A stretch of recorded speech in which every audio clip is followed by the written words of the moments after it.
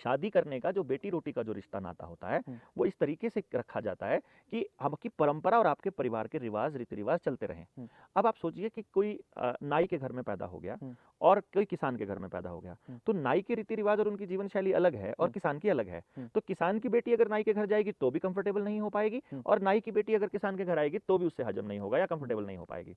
यही काम दूसरा जातियों में है। जाति का मतलब अगर यदि आप जन्म से ले रहे हो तो ये भी एक गलत मतलब धारणा है।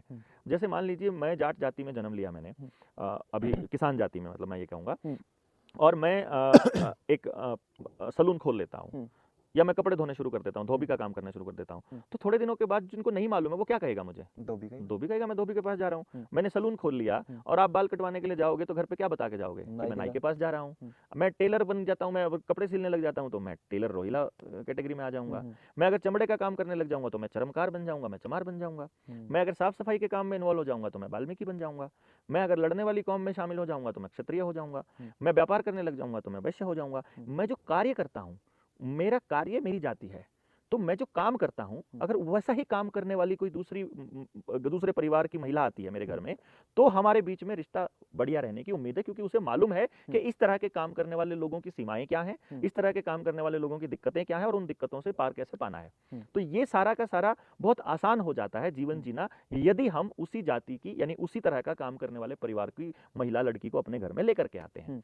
अच्छा, अब इंटरकास्ट मैरिज के अंदर सबसे पहले तो जो लड़की है उसको मालूम ही नहीं है कि इनके परिवारों के अंदर, क्योंकि कास्ट अलग अलग तरीके से वो जीवन शैली रहती है, वो जीवन शैली में एडजस्ट ही नहीं हो पाएगी। परंपराएं कुछ है, हाँ, तो उनकी लड़ाइयां इसी बात पे होती रहेंगी, हमारे यहाँ तो ऐसे होता है, हमारे यहाँ तो ऐसे होता है, हम हमारे यहाँ इसकी पूजा करते हैं, तुम इसकी करते हो, तुम इसकी मूर्ति फेंक दो, तुम इसकी ले आओ।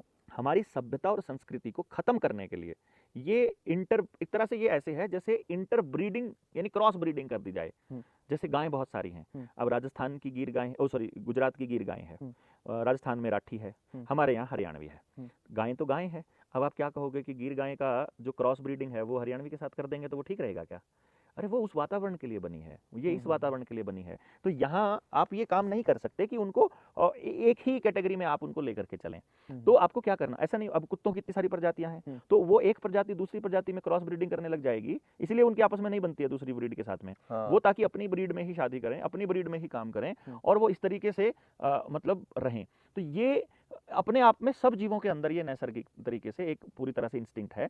तो हम लोग जो हैं, हम कैसे इस बात को भूल जाएं कि भाई यहाँ में बदलना है क्या? हाँ, इसमें हम लोगों ने गोत्र छोड़ने का जो रिवाज रखा, इसमें हमने गांव दूर रखने का रिवाज रखा कि कम से कम इतना दूर गांव होगा तो इजी रहेगा ये रिश्ता या इनका परिवार बसना।